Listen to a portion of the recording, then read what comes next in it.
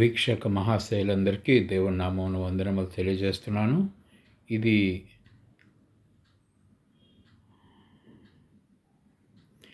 Divine plan of ages అనే సిరీస్లో 4వ వీడియోగా దీన్ని మేము ప్రజెంట్ చేయడం జరుగుతుంది. 3వ వీడియోలో మేము ది ఫస్ట్ వర్డ్ అనేది ప్రారంభంలో వదిలేసాం, దాన్ని కంటిన్యూ చేసుకుందాం. ఈ మొదటి ప్రపంచం లేక మొదటి లోకం అనే అంశం మీద ప్రారంభంలోనే చెప్పడం జరిగింది, కానీ అవి అవుట్లైన్స్గానే ఉంటాయి. మొదటి ప్రపంచంలో జరిగిన కొన్ని సంఘటనలు మనం గుర్తుంచుకోవాల్సినవి, మనం దాని పట్ల రియలైజేషన్ పూర్తిగా అవగాహన కలిగించుకోవాల్సిన అంశాలు కొన్ని ఉంటాయి. ఈ మొదటి ప్రపంచం అంటే ఆదాము నుంచి నోవాహు వరకు ఉన్నటువంటి ప్రపంచం. దాన్ని మనం అందాక లోకం అనుకుందాం.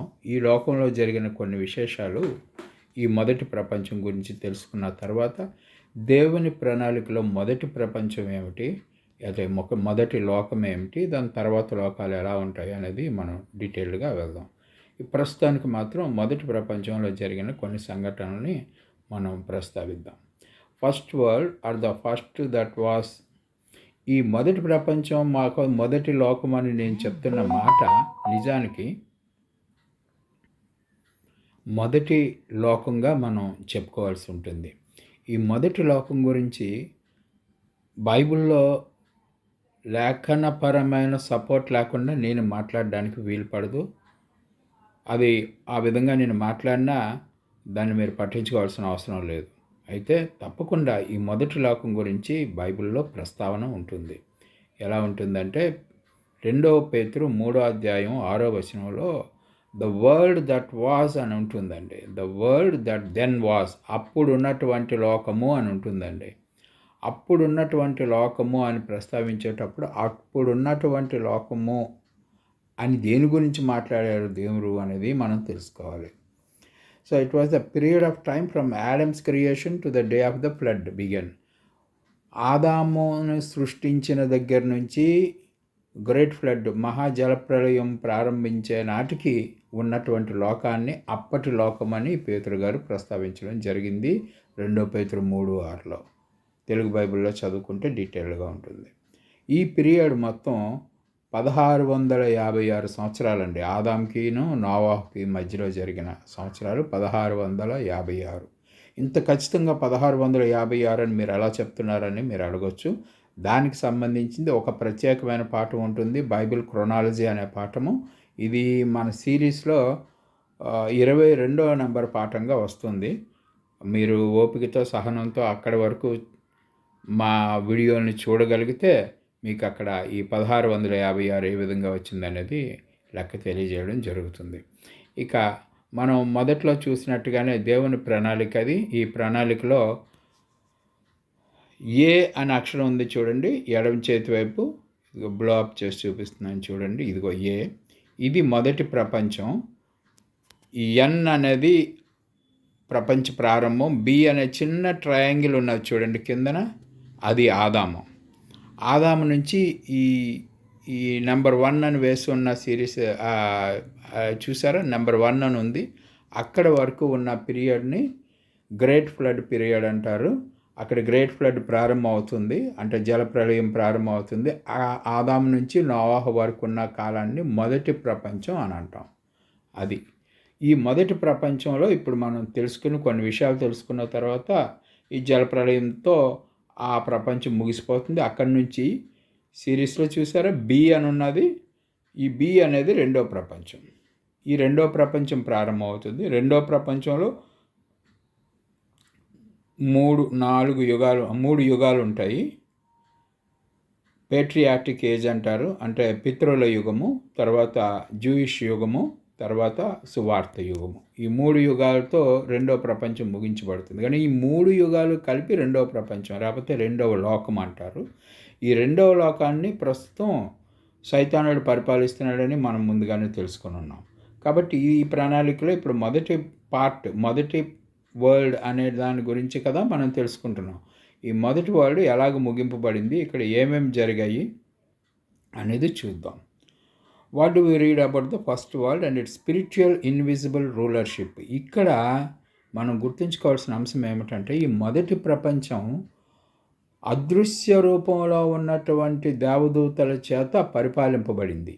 అదృశ్య రూపంలో ఉన్న దేవదూతల చేత మొదటి ప్రపంచం పరిపాలింపబడింది. ఎక్కడ చూస్తాం ఈ విషయం అంటే, హెబ్రీ 2:5లో ఒక మాట ఉంటుంది.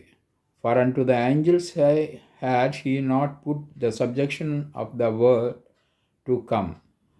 రాబోయే లోకము నేను దేవదూతల చేతిలో పెట్టట్లేదని దేవుడు చెప్తున్నాడండి ఇక్కడ. రాబోయే లోకము అంటే మనం రెండో లోకంలో ఉన్నామని మీకు ముందే చెప్పాను కదా. రాబోయే లోకం అంటే మూడో లోకం. మూడో లోకాన్ని నేను దేవదూతల చేతిలో పెట్టలేదు అని చెప్తున్నాడంటే ఏదో ఒక లోకం దేవదూతల చేతిలో ఉందన్నమాట.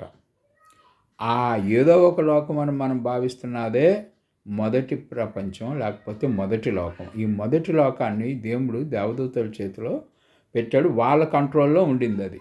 వాళ్ళు ఇన్విజిబుల్ ఫామ్లో ఉండి అప్పుడున్నటువంటి మానవుల్ని ప్రభావితం చేశారు.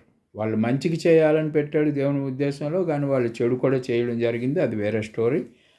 అది ప్రస్తావనకు వచ్చినప్పుడు వస్తుంది, అప్పుడు తెలుసుకుందరు. కానీ మొదటి ప్రపంచం మాత్రం దేవదూతల కంట్రోల్లో ఉన్నది అని మాత్రం మీరు తెలుసుకోవాల్సి ఉంటుంది.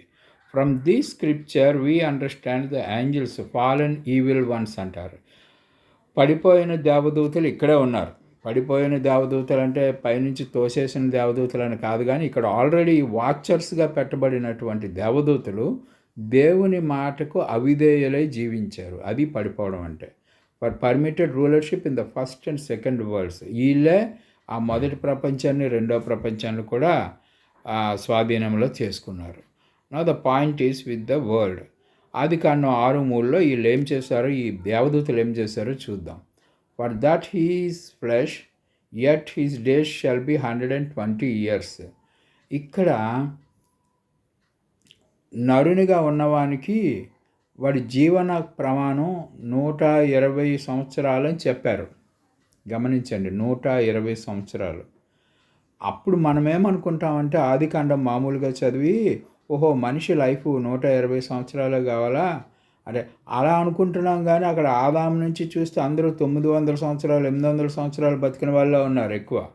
ఇక వాళ్ళ యావరేజ్ వయసుని మనం గుర్తిస్తే 850 సంవత్సరాలు యావరేజ్ లెక్క పెట్టారు.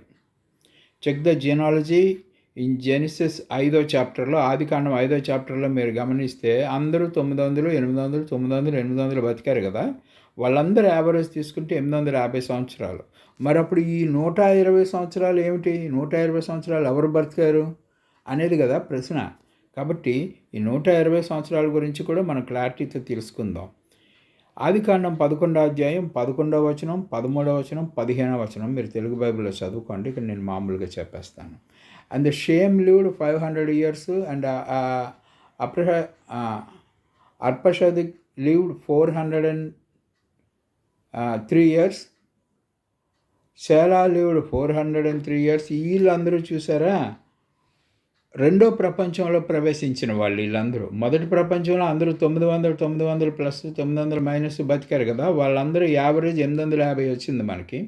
ఇక రెండో ప్రపంచానికి వచ్చిన షేము, హాము, జాపేత్ వీళ్ళ జీన్స్లో నుంచి వచ్చిన వాళ్ళందరూ ఇక్కడ వేశారు. వీళ్ళందరూ 400, 500 సంవత్సరాలు అప్రాక్సిమేట్గా బ్రతికారు.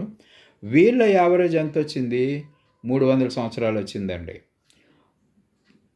ఫ్లడ్కి అంటే గ్రేట్ ఫ్లడ్, మహాజల ప్రళయానికి ముందునున్న వాళ్ళకి యావరేజ్ వయసు 850 సంవత్సరాలు ఉంటే, మహాజల ప్రళయం తర్వాత ఉన్న వాళ్ళకి యావరేజ్ వయసు 300 సంవత్సరాలు వచ్చింది. మరి 120 సంవత్సరాలని దేన్ని ప్రస్తావించారు దేవుడు అనేది ఇప్పుడు మనకి ప్రశ్న. So what does the scripture genesis 6:3 really refers? 6:3 నిజానికి ఏం చెప్తుంది? It refers not the individual age of the man but was the prophecy of warning for the years of remaining till the flood. ఇది ఏమంటే, ఇది ఎవడు age కాదండి, ఏ మనుషుల యొక్క ఏజ్ కూడా కాదది.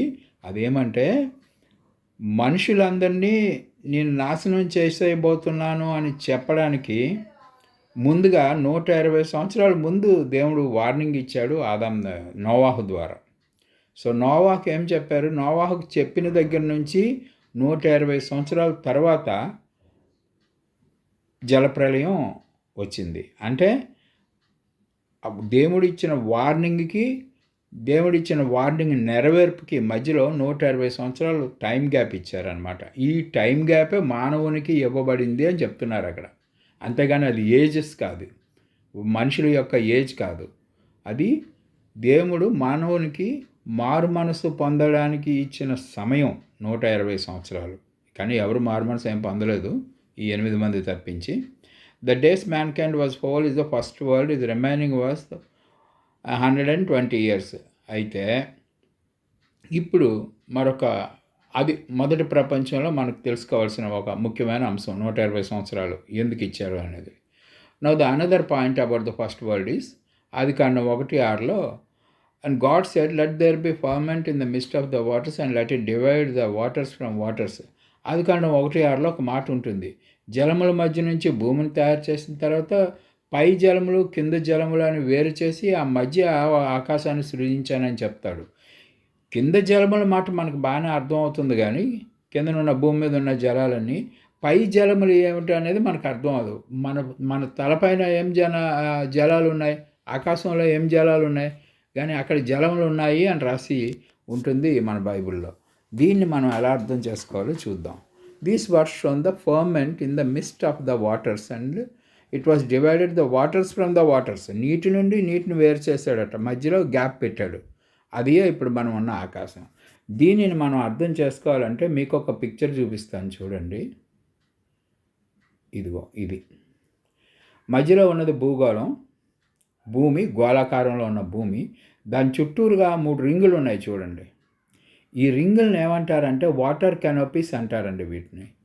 అంటే దేవుడు ఈ భూమి మీదకి సూర్యరశ్మి మొదలైనవన్నీ డైరెక్ట్గా పడకుండా 3 వాటర్ లేయర్స్ని పెట్టాడు, నీటి పొరలని పెట్టాడు అనమాట.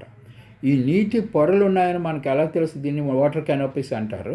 ఇవి ఉన్నాయని ఎలా తెలుస్తుంది అంటే ఇక్కడ రాశారు కాబట్టి మనం దీన్ని నమ్మాల్సి ఉంటుంది. పై జలములు వేరు కింద జలములు వేరు అని చెప్పారు. రెండో పాయింట్ ఏంటంటే ఈ జలప్రలయం జరిగినప్పుడు ఇక్కడ ఒక ఇన్సిడెంట్ ఉంటుంది, చూద్దాం అది. This is the description of the suspended layered water canopy for the water. God has made the protection of the man to direct sunlight. డైరెక్ట్గా సన్లైట్ అంటే సూర్యరశ్మి, సూర్యుని యొక్క వేడి డైరెక్ట్గా భూమి మీద పడి మనిషికి ఇబ్బంది కలిగించకుండా ఉండేలాగా దేవుడు చేసిన అద్భుతమైన ఏర్పాటు. ఇలాంటి ఏర్పాటే ఇప్పుడు ఓజోన్ పొర కొట్టుకుపోయింది, ఓజోన్ పొర బ్రేక్ అయిపోతుందని మనం బాధపడుతున్నాం కదా. దానివల్ల అల్ట్రావైలెట్ కిరణాలన్నీ భూమి మీదకి వచ్చేసి మనకు హాని కలిగిస్తే, స్కిన్ క్యాన్సర్ కలిగిస్తే, అది ఇదని మనం అనుకుంటున్నావే.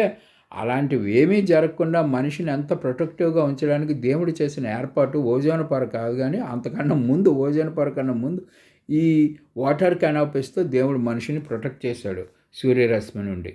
అయితే ఇప్పుడు ఈ వాటర్ కెనోపీస్ ఏమైపోయాయో చూద్దాం. దానికన్నా ముందు ఈ పిక్చర్ చూడండి. వాటర్స్ బిలో అంటే భూమి మీద ఉన్న నీరు, ఆకాశంలో ఉన్న నీరు అని చెప్పి వేరు చేసేటప్పుడు కింద చూసారా భూమి కనిపిస్తుంది. భూమి మీద చెరువులు, నదులు, సముద్రాలు ఇవన్నీ భూమి మీద ఉన్న నీరు. ఆ మధ్యలో ఆకాశం బ్లూ కలర్లో ఉన్నది. ఆ వాటర్స్ అబవ్ అనేది పైన ఉన్నాయి. అది వాటర్ కెనోపీ అని రాశారు చూసారా ఎర్ర లెటర్స్తో. అది నీరు, పైన ఉన్న నీరు అన్నమాట. దాని బయట నుంచి సూర్యరశ్మి వస్తుంది, రైట్ కార్నర్లో మీరు చూడండి. కాబట్టి ఆ బయట నుంచి వచ్చే సూర్యరశ్మి డైరెక్ట్గా మనిషికి తగిలి హాని కలిగించకుండా దేవుడు ఏర్పాటు చేసినటువంటి ఆ వాటర్ కెనోపీస్ అన్నమాట. ఈ వాటర్ కెనోపీస్ ఏమైపోయాయి అంటే it was like a great giant umbrella of the protection. దేవుడు ఏర్పాటు చేసిన రక్షణ వ్యవస్థ మనిషి ఆరోగ్యం గురించి అని. అది గొప్ప గొడుగులాగా పనిచేసిందని చెప్పి చెప్పడం జరుగుతుంది. ఇక 2 పేతురు 3:5 ఏమంటుందంటే earth standing out of the water and in the water. Earth standing out of the water, నీటి నుండి భూమి బయటకు వచ్చింది. అండ్ ఇన్ ద వాటర్ అంటాడు, అంటే మళ్ళీ భూమి నీటి లోపల ఉన్నది అంటాడు, అంటే నీటి పొరల మధ్యలో భూమి ఉన్నది అని చెప్తారండి. అది నీరు భూమిని ఎంత బాగా ప్రొటెక్ట్ చేసింది, మనకి ఎటువంటి హాని కలగకుండా అనేది ఎక్స్ప్లెయిన్ చేయడానికి ఆ వచనం చూపించడం జరిగింది. Yes it was the water canopy that broke during. ఈ వాటర్ కెనోపీస్ ఏమైపోయాయి అంటే ఆదికాండం 7:11లో ఈ గ్రేట్ ఫ్లడ్ అంటే మహాజలప్రలయం వచ్చినప్పుడు భూమి కింద నుంచి నీరు బయటకు చిమ్మిందంట, భూమి కన్నాలు పడి. ఆ పైనున్నటువంటి రింగ్స్ బ్రేక్ అయిపోయి ఆ నీరంతా పడిపోయింది భూమి మీద. అది చూడండి, and the windows of the heaven were opened, the flood and falling the collapse the layers. Windows of the ఆకాశ వాకెట్లు తెరవబడి ఆ నీళ్ళన్నీ పడిపోయాయని రాసి ఉంటుంది మన బైబిల్లో, తెలుగు బైబిల్లో. చూడండి, ఆ వాటర్ కెనాపీస్ అన్నీ బ్రేక్ అయిపోయి భూమి మీద పడిపోయాయి. మళ్ళీ దాన్ని ఇంకా ఏర్పాటు చేయడం అవ్వదు.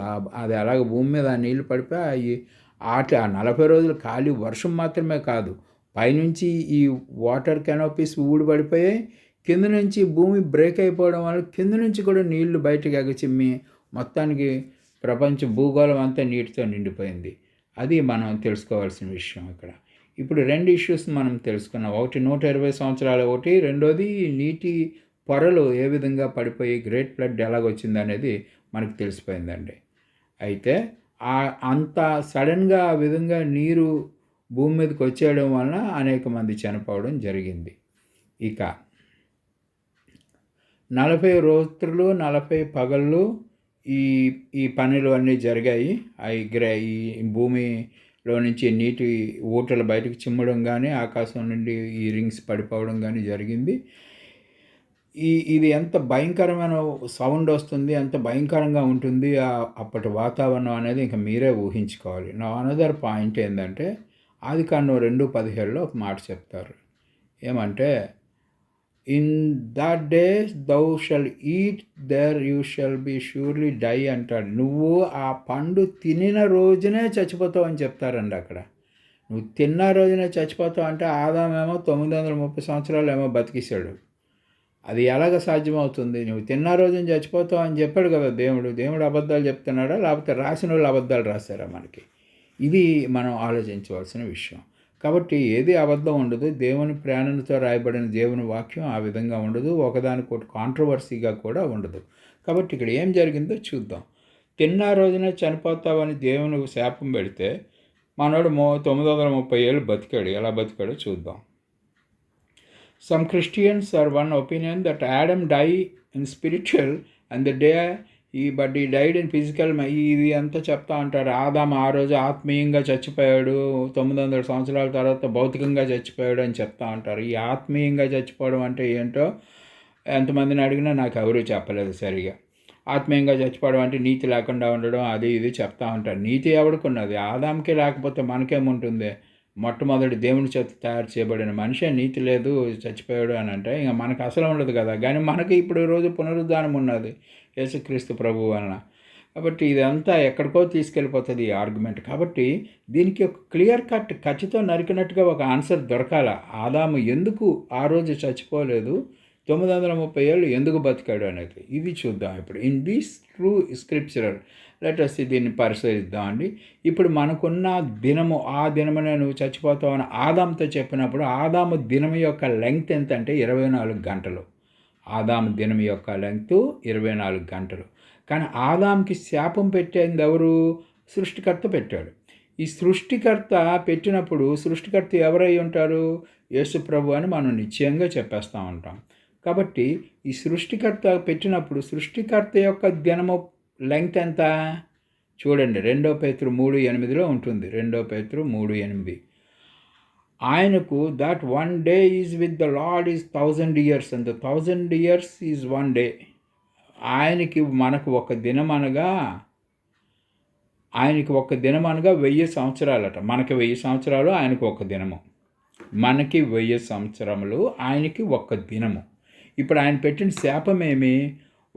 నువ్వు తిన్న దినమున చచ్చిపోతావు అంటే ఆయన దినం, అది మన దినం కాదు. ఆయన దినం అంటే 1000 సంవత్సరాలు. ఆ 1000 సంవత్సరాల లోపలే వీళ్ళందరూ చచ్చిపోయారు. కావాలంటే చూసుకోండి. ఫస్ట్ వరల్డ్లో ఉన్న మనుషులు ఎవరు కూడా 1000 సంవత్సరాలకి రీచ్ అవ్వలేదు. అందరూ 900 సంవత్సరాలు 1000 సంవత్సరాల మధ్యలోనే చచ్చిపోయారు అందరూ. తప్పించి ఎవడు కూడా 1000 సంవత్సరాలు దాటి ఒక్కరోజు కూడా లేడు. అంటే మనల్ని సృజించిన దేవుడు తన దినాన్ని దృష్టిలో పెట్టుకుని నువ్వు తిన్న దినాన్నే చనిపోతావని చెప్పాడు. అది మనకి 1000 సంవత్సరాలు కాబట్టి మన ఆదాము 930 ఏళ్ళు అంతా బ్రతికి చనిపోయాడు. ఆ తర్వాత వాళ్ళు కొంచెం ఎక్కువ తక్కువగా అందరూ కూడా 1000 సంవత్సరాల లోపలే చచ్చిపోయారు. Thus has been none of the mankind has crossed the 1000 years. Methuselah అని ఆయన ఉన్నాడు, కానీ ఆయన 969 సంవత్సరాలు మాత్రమే బతికాడు. ఆదికాండం 5:27లో ఉంటుంది. సో ఇప్పుడు 2 పేతురు 2:4లో ఏమంటాడు? For God spared not the angels that sinned. ఇక్కడ మనుషులందరికీ ఆ విధంగా అదొకటి అయిపోయింది కదా. ఒక్క రోజులోనే ఎందుకు ఆదాము చనిపోలేదు శాపం పెట్టిన ఒక్క రోజులో అనేది కూడా మీకు క్లియర్ అయింది. ఇవన్నీ మొదటి లోకంలో ఉన్నటువంటి సస్పెన్స్, మనకి అర్థం కాని సంశయంలో మనం ఉన్నటువంటి కన్ఫ్యూషన్ స్టేట్లో మనం ఉన్నటువంటి అంశాలని నేను ప్రస్తావించడం జరుగుతుంది ఇక్కడ. కాబట్టి ఇవన్నీ మనం క్లియర్ చేసుకుంటూ ఉంటాం మొదటి లోకంలో. తర్వాత రెండో లోకంకి వెళ్ళినప్పుడు రెండో లోకంలో ఏమున్నాయో అవి కూడా క్లియర్ చేసుకుందాం. అయితే ఇక్కడ 2 పేతురు 2:4లో ఒక మాట ఉంటుంది. అదేమంటే, for if God spared not the angels that sinned. ఈ ఏంజల్స్ని చంపలేదంటున్నాడు చూడండి. ఆయన దేవదూతల్ని పాపం చేసిన దేవదూతలను విడిచిపెట్టలేదు అన్నాడు. విడిచిపెట్టలేదంటే చంపలేదు అనుకోండి. ఏం చేస్తాడట మరి వీళ్ళని? They are set to have sinned. How? ఇలా అసలు వీళ్ళ ముందు ఏం పాపం చేశారనేది తెలుసుకుందాం. తర్వాత దేవుడు వీళ్ళని ఏం చేశాడో కూడా తెలుసుకుందాం. వీళ్ళు చేసిన పాపం ఏంటంటే, all it happened first world, let us see the read. ఆ మొదటి ప్రపంచంలో మొదటి లోకంలో జరిగిన మహాఘోరమైన నేరాలు ఏమిటంటే, ఇదిగో ఆదికాండం 6వ అధ్యాయంలో 1 నుంచి 4 వరకు మీరు చదివితే తెలుగు బైబిల్లో క్లియర్గా అర్థం అవుతుంది. And it came to pass that the sons of God saw the daughters of the men and they were fair and they took them wives and which they chose. They were giants. అక్కడ మనిషి కుమార్తెలు అందంగా ఉండడం చూసి ఈ దేవుని దూతలు ఈ మనిషి కుమారులను కుమార్తెలను వివాహం చేసుకొని వీళ్ళతో పిల్లల్ని కన్నారు. ఈ పిల్లలు సగం దేవదూతల లక్షణాలు సగం మనిషి లక్షణాలు కలిపి రాక్షసులలాగా పుట్టారు. వాళ్ళని జైంట్స్ అంటారు. అతి భారీ విగ్రహాలు అన్నమాట ఇవన్నీ. విగ్రహాలు అంటే విగ్రహాలు కాదు, భారీ శరీరాలు కలిగినటువంటి మనుషులు అయి ఉన్నారు. వీళ్ళని తయారు చేశారు వీళ్ళు. అది దేవుని దృష్టికి వ్యతిరేకం. ఏంజల్స్ మనతో అలాంటి కార్యం చేయకూడదు, మనం దేవదూతలతో అలాంటి కార్యాలు చేయకూడదు. కాబట్టి దేవుని దూతలు చేసిన ఈ మహాఘోరమైన ఆజ్ఞాతిక్రమం నేరం ఎవరికైనా, దేవదూతలకైనా అదే రూలు, మనకైనా అదే రూలు. కానీ వాళ్ళు అధిగమించారు కాబట్టి వాళ్ళు చేసిన ఈ తప్పుడు పనికి దేవుడు వాళ్ళని పాపులుగా ఎంచి వాళ్ళని ఏం చేశాడో తర్వాత చూద్దాం. వాళ్ళని After that, when the sons of God came to the daughters of the men, they were bare children and become mighty men which are in the world. ఆ కాలంలో వీళ్ళు అత్యంత బలవంతులంటే ఇక్కడ ఒక బొమ్మ వేశారు చూడండి ఈ ఫిగర్లో. ఈ దేవదూతలకి మనుషులకి పుట్టిన రాక్షస జాతి మనుషులు ఎట్లా ఉన్నారు, అది చాలా భారీ విగ్రహాలు. వీళ్ళ వలన అప్పటి ప్రపంచం చాలా ఇబ్బందులకు గురైంది. These angels are coming to help the mankind were deceived probably by Satan into the remaining in the human form. ఇక్కడ చూసారా, ఇదంతా దేవదూతలు మనుషులకు హెల్ప్ చేయడానికి దేవుడు పెట్టాడు. కానీ సైతానుడు ఏం చేశాడంటే వీళ్ళని కూడా మోసగించి వీళ్ళని దేవునికి వ్యతిరేకంగా నడిచేలాగా వాళ్ళని ప్రోత్సహించి ఆ విధంగా వీళ్ళని ఇబ్బందులు పాలు చేశాడు మన సైతానుడు. And the human form which they could assume or manifest in and even married the women. వాళ్ళు మనుషు శరీరాలు ధరించుకొని వాళ్ళు మనుషులతో పెళ్లి చేసుకుని వాళ్ళు నెఫలియన్ జాతి మనుషుల్ని పుట్టించారండి ఈ దేవదూతలు. These were half human and half angel. Half గర్మించండి, సగం మనిషి సగం దేవదూత క్యారెక్టర్లతో వీళ్ళు పుట్టారన్నమాట. అందుకే వాళ్ళకి అత్యంత బలం ఉంటుంది. వాళ్ళు మళ్ళీ మనుషుల్లాగా ఉంటారు, వాళ్ళు భారీ విగ్రహాలుగా ఉంటారు. And they were giants. The children of the angels began to dominate the corrupt the earth. వీళ్ళ శరీరాలను బట్టి వీళ్ళకి ఆకలి ఎక్కువ, దాహం ఎక్కువ, బలం ఎక్కువ. వీళ్ళు మొత్తం భూప్రపంచాన్ని అంతా కలుషితం చేసి పడేశారు. The influence man క్యాండ్ into such evil and they said it. వాళ్ళు మనుషులందరినీ ఆ చెడ్డ లక్షణాలు నేర్పించారట మనుషులందరికీ. 6:5లో ఏం చెప్తాడు ఆదికాండం 6:5లో, and every imagination of the thoughts of their hearts were only evil continuously. వారు మనుషుల హృదయాల్ని ఎంతలా ప్రభావం చేశారంటే కంటిన్యూ వాళ్ళు చెడ్డ పనులు చేయడానికి, దేవుని వ్యతిరేకమైన కార్యాలు చేయడానికి ప్రోత్సహించి వాళ్ళని ఆ విధంగా స్టిమ్యులేట్ చేసి ఆ మానవ జాతి ఆలోచనలన్నింటినీ వీళ్ళు పాడు చేశారు ఈ angels, evil angels. The human beings rapidly become slaves to the Giants. అంచేత ఇక్కడ మనుషులందరూ ఆయన ఏమయ్యారు, ఈ బలవంతులకి బలహీనులంతా దాసులుగా మారిపోయారండి. అది ఎప్పటికైనా అదే జరుగుతుంది. ఇప్పటికి కూడా అదే జరుగుతుంది. వీళ్ళు బలవంతులుగా పుట్టారు. వాళ్ళు బలవంతులు అవ్వడం వలన మనుషులందరూ బలహీనులు. వాళ్ళకన్నా బలహీనులు కాబట్టి వాళ్ళకి బానిసత్వం చేయవలసి వచ్చింది. వాళ్ళు ఏం చెప్తే అది చేయాలి. లేకపోతే వాళ్ళు చంపి తినేస్తారు మనల్ని. ఆ విధంగా రాక్షసులు, మన భాషలో చెప్పాలంటే ఇది రాక్షసుల ఆవిర్భావం అనమాట. ఏ గ్రంథాల్లోనూ రాక్షసులు ఎలా పుట్టారంటే ఏం చెప్పలేరు. ఇంత క్లియర్ కట్గా మిగతా గ్రంథాలు ఏవి మనకు చెప్పవు. మన సత్య వేదం మాత్రమే ఈ విధంగా క్లియర్ కట్గా రాక్షసులు ఏ విధంగా భూమి మీద పుట్టారు అనేది తెలుస్తుంది. Thus Lord in his wisdom in love brought the whole order in to things to close through the flood. కాబట్టి ఈ దుష్టమైనటువంటి పరిపాలనని ముగించడానికి దేవుడు మనం ఎంతో జ్ఞానయుక్తంగా ఆలోచించి వీళ్ళందరినీ ఒక్కసారి నాశనం చేయడానికి ఈ మహాజల ప్రళయాన్ని దేవుడు తీసుకుని వచ్చాడండి. ఒకటి quick to relatively painless process of death. ఇది చాలా వేగంగా ఒక మొదటి జలప్రళయం ప్రారంభమైన కొద్ది రోజులు లేకపోతే కొద్ది గంటల్లోనే వీళ్ళందరూ ఊపిరాడక చచ్చిపోయి ఉంటారు. వాళ్ళందరినీ ఈ process of death painless process of death అంటాడు. ఎందుకంటే మరణించడానికి ఎక్కువ శ్రమ పడకుండా వాళ్ళందరినీ వేగం చంపేసేలాగా దేవుడు ఒక ఏర్పాటు చేశాడనమాట ఈ దుష్టులందరినీ. And it was the sin these angels did. ఈ పాపం ఏంజల్సే చేశారని మనం ఎలా కన్ఫర్మ్ చేసుకుంటామంటే యూదా కూడా ఈ విషయాన్ని రాశాడు నూతన నిబంధన కాలంలో. యూదా ఏం చేస్తారంటే యూదా 6వ వచనం మీరు చదవండి. And the angels kept not their first estate but left their own habitation అంటాడు. దేవదూతలు వారికి ఇచ్చిన ఆధిక్యతను వాళ్ళు నిలబెట్టుకోలేక వాళ్ళు పాపులుగా మారిపోయారని చెప్పి యూదా ప్రస్తావించాడు. అప్పుడు మనకు అర్థమవుతుంది మొదటి ప్రపంచం అనేటువంటిది దేవదూతల కంట్రోల్లో పెట్టాడు దేవుడని. ఎందుకంటే రాబోయే లోకాన్ని నేను దేవదూతలకు లోపరచడం లేదని ఇందాక మనం పేతురు దగ్గర చదివాం కదా. ఇప్పుడు దానికి ఆపోజిట్ ఇది. అప్పుడు మనం మామూలు క్యాజువల్గా అనేసుకున్నా అయితే మరి ఏ లోకాన్ని దేవుడు దేవదూతలకు ఇచ్చాడంటే మనకు అక్కడ అర్థం కాదు.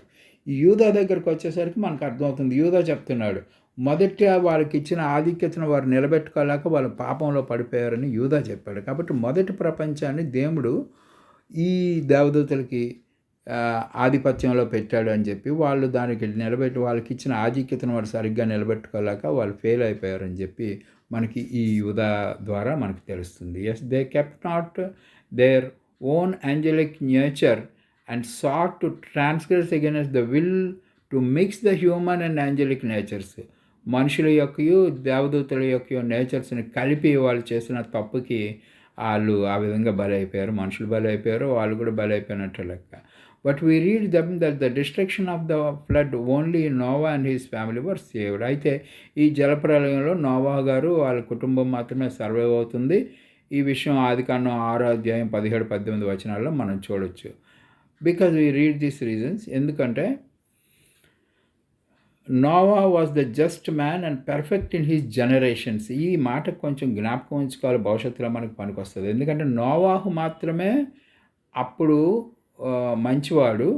ఇంకొక మాట ఏమంటాడంటే బ్లాక్ లెటర్స్లో రాశారు చూడు, perfect in his generations. Perfect అనేటప్పటికి ఇది వీళ్ళు హెబ్రీలో వాడిన భాష ఆ పర్ఫెక్ట్ అనే మాటకి అతను జెనెటికల్గా చాలా స్వచ్ఛమైన వాడు అని అర్థం అండి. జెనెటికల్గా అంటే అతని డిఎన్ఏలో ఎటువంటి తప్పుడు పాయింట్స్ అంటే ఈ యాంజిల్స్ అనేవి మనుషులందరినీ ప్రభావితం చేసి అందరినీ నాశనం చేసి అందరినీ కలుషితం చేసేస్తుంది. అందరి రక్తం కూడా కలుషితం చేసేస్తుంది ఆ యాంజిల్స్. కానీ ఈ నోవాహు జనరేషన్లో ఆ నోవాహు మాత్రం ఈ యాంజలిక్ పొల్యూషన్కి గురవ్వలేదు. అంటే కంటామినేట్ అవ్వలేదు, ఇతని రక్తం కంటామినేట్ అవ్వలేదు ఈ దేవదూతలు చేసిన తప్పుడు పనికి. కాబట్టి అయితే మనుషులందరూ బాగానే ఉంటారు, బయటకు చూడడానికి బాగానే ఉంటారు, కానీ వాళ్ళ రక్తంలో కల్తీ అయిపోయి ఉంటుంది అనమాట.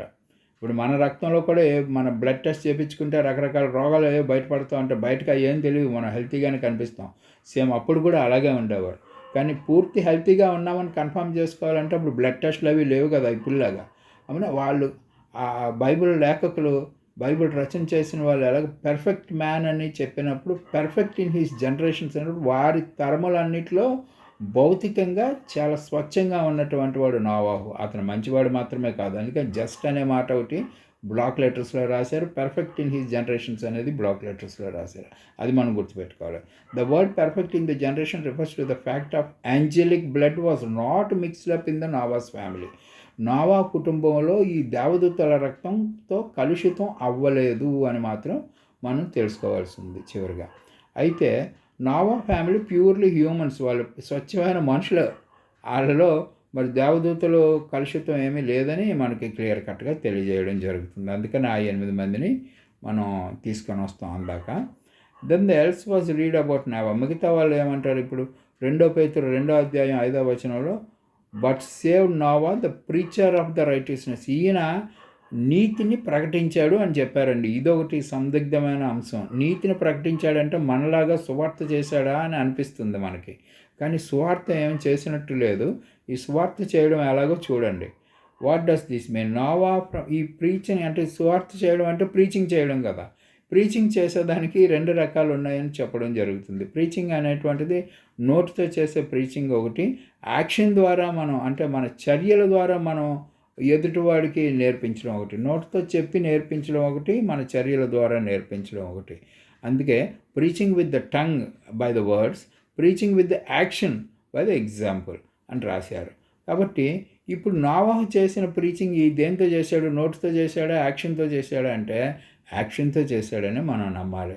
Noah preached righteousness the second way, action speak louder than voice. ఇది చూసారా, ఇది ఒక సామెత ఇప్పటికి కూడా వాడుకలో ఉంది. Action speaks louder than words. మనం 100 మాటలు చెప్పే కన్నా ఒకసారి యాక్ట్ చేసి చూపించామంటే అది క్లియర్గా అర్థం అవుతుంది ఎదుటివాడికని అదొక సామెత ఉంది. మనం విమానాలు అవి ఎక్కినప్పుడు మీరు గమనించండి, ఎయిర్ హోస్టెస్ ఓ పక్క నోట్తో చెప్తా ఉంటుంది, వెనకాల లౌడ్ స్పీకర్లో వీళ్ళేమో యాక్షన్ చేసి చూపిస్తారు మనల్ని మనం ఎలా సర్వైవ్ చేసుకోవాలో విమానం ప్రమాదంలో ఉన్నప్పుడు. కాబట్టి యాక్షన్ ఎందుకు చేసి చూపిస్తున్నారు అంటే మనకి చెప్పిన విషయం క్లియర్గా అర్థం అవడం కోసం. కాబట్టి యాక్షన్ చేసి చూపించినప్పుడు ఒక్కోసారి మరి మాటలు కూడా అక్కర్లేదు, ఆటోమేటిక్గా మనకు విషయం అర్థమవుతుంది. అయితే ఏం యాక్షన్ చేసి ఏం చూపించాడు ఇతను అంటే, ఈ 120 సంవత్సరాలు టైం ఇచ్చాడు కదా. 120 సంవత్సరాల్లో ఇతను షిప్ తయారు చేస్తున్నాడు కదా. ఈ షిప్ తయారు చేసింది లోకమంతా చూస్తుంది, అప్పుడున్న లోకమంతా. అసలు ఆ రోజుల్లో వాళ్ళకు వర్షం అంటేనే తెలియని కాలం అది. వర్షం ఎలా పడుతుందో తెలియదు. ఆ రోజుల్లో ఇతను చెప్తాడు పెద్ద ఫ్లడ్ వచ్చేస్తుంది, మునిగిపోతుంది ప్రపంచం అంతా, మీరందరూ సర్వైవ్ అవ్వాలంటే దేవుని మాటలు వినాలి చెప్తూ ఉంటాడు. ఆ చెప్పింది చెప్పి ఊరుగా 120 సంవత్సరాలు ఈయన ఏం చెప్పి ఉండడు. 120 సంవత్సరాలు చెప్పిన తర్వాత 120 సంవత్సరాలు వాడ కట్టడం మొదలుపెట్టాడు. బట్ వాడ కడుతూ ఉంటుండగా ఈ వాడ కట్టడం చూసిన వాళ్ళకి ఈయన యాక్షన్స్ అన్నీ కూడా వెకిలిగా కనిపించాయి. లేకపోతే ఏదో జోక్ చేసినట్టుగా ఈయన వేళాకోళం చేశారట వాళ్ళందరూ. ఎందుకంటే వర్షం అనేది తెలియలేని దగ్గర నువ్వు వర్షం గురించి మాట్లాడుతూ వర్షం నుంచి రక్షింపబడ్డానికి నువ్వు షిప్పు కట్టుకుంటున్నావు అని చెప్పి వాళ్ళు చేస్తున్నది. కానీ ఇతను విశ్వాసంతో ముందుకెళ్తా ఉన్నాడు కదా. ఆ విధంగా ఆ 120 ఏళ్ళు ఈయన కట్టిన షిప్పుని చూసి ఆ 120 ఏళ్ళు చేసిన క్రియలే ఆయన చేసిన ప్రీచింగ్ అని ఇక్కడ చెప్పడం జరుగుతుంది. ఇది చూడండి, నేను మామూలుగా చదువుతాను. When Noah began to build the ark it was known to the visible only to his family. మొదట్లో ఈయన కుటుంబానికి మాత్రమే ఇది కనిపిస్తూ ఉంది. ఆ తర్వాత gradually it was an ark grow size and began to visible to the neighbours. ఈ వాడ కట్టడం ఒక్కొక్క స్టెప్ వాడ ఎత్తుగా పెరుగుతా కడతా ఉంటే ఇరుగు పొరుగు వారికి చూస్తున్నారు. ఇరుగు పొరుగు వారు చూసినప్పుడు ఓహో ఇతను వర్షం వస్తుంది ప్రాణం రక్షించుకోవాలని చెప్తున్నాడని ఇరుగు పొరుగు వాళ్ళు గుర్తించారు. Then the more time and the ark become larger and visible to the whole area he lived. ఆ పూర్తిగా వాడు తయారైన తర్వాత మొత్తం ఆ ప్రాంతం అంతటికీ కూడా ఆయన ఈ వాడ గురించి ఎక్స్ప్లెయిన్ అంటే తనకి చెప్పకుండానే తెలియజేస్తున్నాడు వాడ ఎందుకు కడుతున్నాడు, దాని అర్థం ఏమిటి అనేది. Finally the building of the arc was reaching it's conclusion, the giant ship stood the land at the visible to all people around the world. అప్పుడు ఆ చుట్టూ ఉన్న ప్రపంచానికి ఈయన ఈ దేవుడిచ్చిన వార్నింగ్ గురించి తెలియజేసినట్లు అవుతుంది. వాడు పూర్తిగా కట్టిన తర్వాత people must made in many enquiries with Noah about the ark and Noah answers about the coming flood. ఈ వాడు ఎందుకు కడుతున్నావు అని అనేక మంది అడుగుతున్నప్పుడు గొప్ప ఫ్లడ్ రాబోతుంది, మనం అందరం చచ్చిపోతాం, కాబట్టి మనం రక్షణ పొందాలని అప్పుడు చెప్పడం జరుగుతుంది. But Noah never stopped his work, lost faith.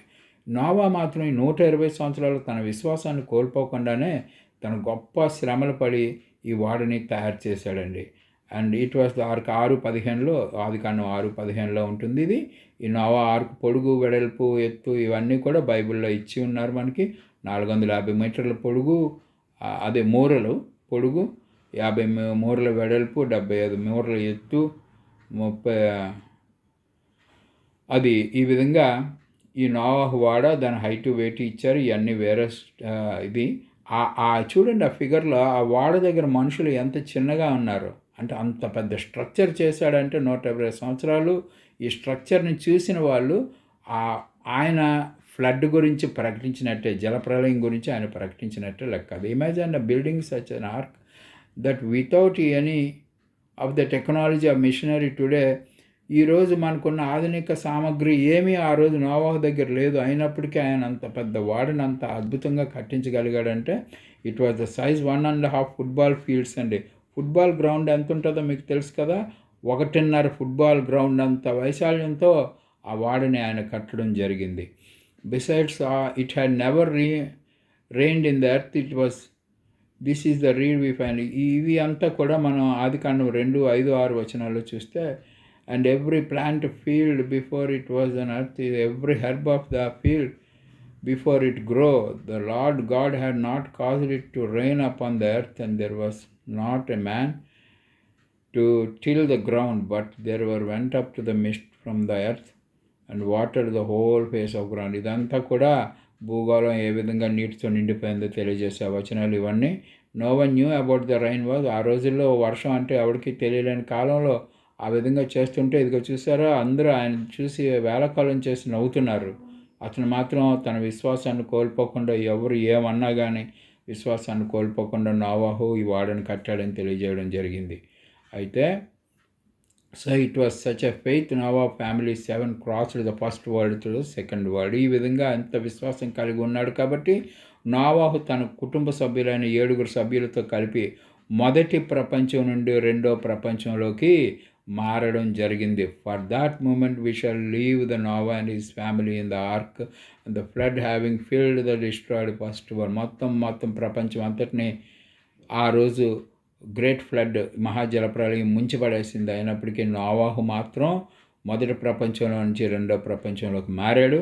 కాబట్టి ఇప్పుడు ఇక్కడితో మొదటి ప్రపంచం మనకి ముగింపబడింది. రెండో ప్రపంచం గురించి, మూడో ప్రపంచం గురించి మనం తర్వాత వీడియోలో అంటే ఈ డెవెన్ ప్లాన్ ఆఫ్ ఏజెస్ 2 అనే భాగంలో మనం తెలుసుకుందాం. ఇక్కడితో డెవెన్ ప్లాన్ ఆఫ్ ఏజెస్ మొదటి భాగం పూర్తయింది. రెండో భాగం మళ్ళీ కొత్తగా ఫ్రెష్గా స్టార్ట్ చేద్దాం. ఆ రెండవ భాగంలో మళ్ళీ వీడియోలు ఒక 20 మినిట్స్ వీడియోల కింద అది రిలీజ్ చేయడం జరుగుతుంది. ఇది కొంచెం పెద్దదైంది అన్న ఓపికగా ఎంతవరకు మీరు చూసినందుకు దేవుని నామమున మీకు వందనములు తెలియజేస్తున్నాను. దేవుని మిమ్మల్ని దీవించును గాక. ఆమెన్.